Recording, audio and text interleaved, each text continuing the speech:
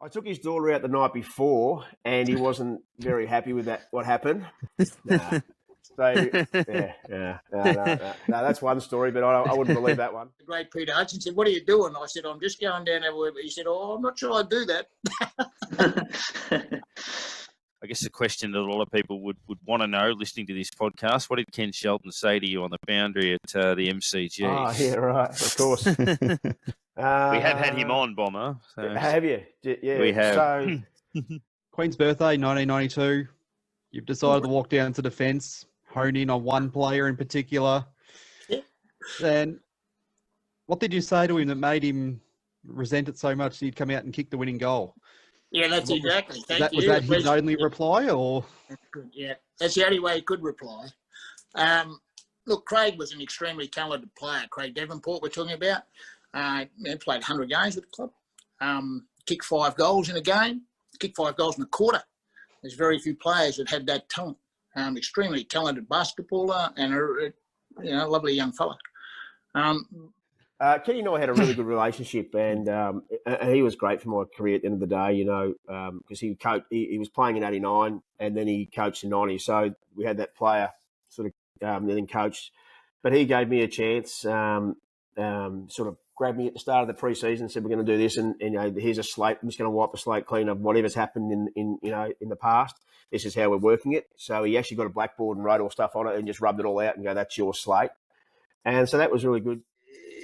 It'd work, and when it worked, it looked good. But when it didn't work, it would go, for example, over to a Tony Francis, to a Scotty Russell, to a Mick McGuan, straight into, banging and Collingwood to go.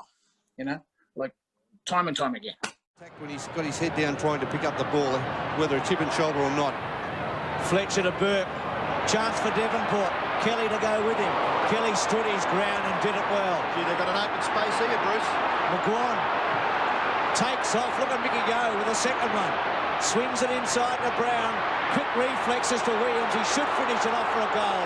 Drop punt, go for it, and kicks it. 2-1, 2-1. So you just had to keep these blokes in the funnel, and they could either crumb it or pressure it somehow. He had a different way of dealing with everyone, like you probably can't do it these days, but he felt like when Craig Kelly ran through me, I probably should have stopped Craig Kelly, which I still don't understand how I could have. He dragged me off and thought he'd just run down, from where he was and start, slapping me around a little bit. For a behind. It's his second score. And Devonport, look at that. Now that tells you what discipline is all about. The man who's played in the premiership sides telling the youngster what self-discipline's all about. That's unusual for the coach to come down to the boundary line. Usually over the phone, isn't it, Bobo? This is the failure in St Kilda. Here goes McGuan. Oh, he's just missed. Maybe the rot sending in for St Kilda for Collingwood also. Kenny Sheldon on his way back to the coach's box. Mickey McGuan has now kicked 3 behind. And frankly, I can't even remember what was said, but it was more like, "Hey, mate, we've trained at this all year. How about you get the front and square?" And might have been said in a little different than that. But I was a bit stiff. There were 80,000 people all looking down the other end and one bloody photographer that would see me jump out of the box and go down there. So basically he told me I was weak because Craig Kelly ran through me and they kicked the goal. Anyway, he did kick the winning goal, and unbelievably, he crumbed it off the boundary line. but I love that. And Mickey Gafer. Anyway, Bingham and Monkhorst, they lock hands. Pert over the back. Missed by Bowie. Got a bad bounce. Francis under pressure. Well played. Did he scoop it? Richardson's kick.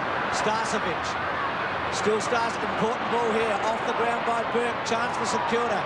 Bowie. There are options. He's caught. Fletcher under pressure. Kick it. It didn't really go 10 metres. Oh, good handball. Newport attacks the goal. Low goes to ground. It bounces. Kelly will probably run it towards the boundary line. He's caught. Devonport.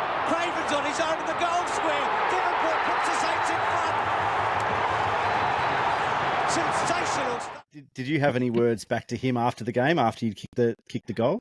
No, he just come to me and said, "Well done." He said, "You answered what I asked you to do," and so that was it.